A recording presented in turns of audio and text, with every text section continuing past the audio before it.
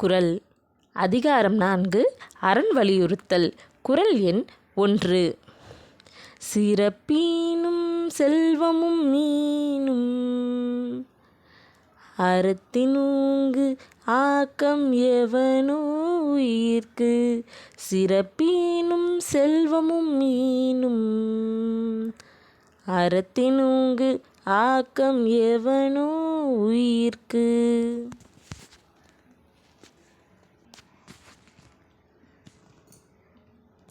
பொருள்: அறம் சிறந்த புகழைத் தருகிறது, நிறைந்த பொருளை தருகிறது. ஆகவே அறத்தை காட்டிலும் உயிர்களுக்கு நன்மை தருவது வேறொன்றும் இல்லை. இந்த குறள் அறம் வலியுறுத்தல்ல முதல் திருக்குறளாக வள்ளுவர் வச்சிருக்காரு. அறம் அப்படின்னா என்ன? தன்னை போல பிறரை நினைத்து எல்லா உயிர்கள்கிட்டையும் அன்பு செலுத்துறது, நன்மையே செய்வது. ஓகேவா?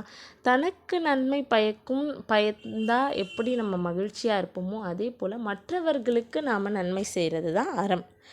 எதற்காக இந்த அறம் செய்யணும் அப்படின்னு வள்ளுவருக்கு ஒரு கேள்வி. அறம் முக்கியம்தான், அதை வலியுறுத்தணும் சரின்னு நினச்ச வள்ளுவர் எதுக்கு நாம் அறம் செய்யணும் அப்படின்னா, அறத்தை தவிர உயிர்களுக்கு நன்மை தரக்கூடியது வேறு எதுவுமே கிடையாது. ஏன் அப்படின்னா, நம்ம ஒருத்தவங்களுக்கு உதவி செய்கிறோன்னு வச்சுக்கோங்களேன், நன்மை செய்கிறோம், ஏதோ ஒரு நன்மை செய்யும். அந்த நன்மை நமக்கு புகழை தருது, அந்த நன்மை நமக்கு பெருமையை தருது, அந்த நன்மை நமக்கு சிறப்பை தருது, அந்த நன்மை நமக்கு செல்வத்தையும் தருது. நம்ம அடுத்தவங்களுக்கு உதவும் போது நமக்கு ஒரு உதவி நமக்கு கிடைக்குது. புரியுதுங்களா?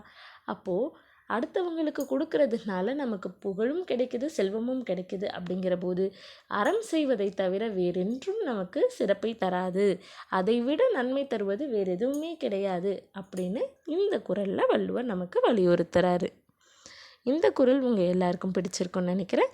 மறக்காமல் இந்த வீடியோவை லைக் பண்ணுங்கள், ஷேர் பண்ணுங்கள், நம்ம சேனலை சப்ஸ்கிரைப் பண்ணுங்கள்.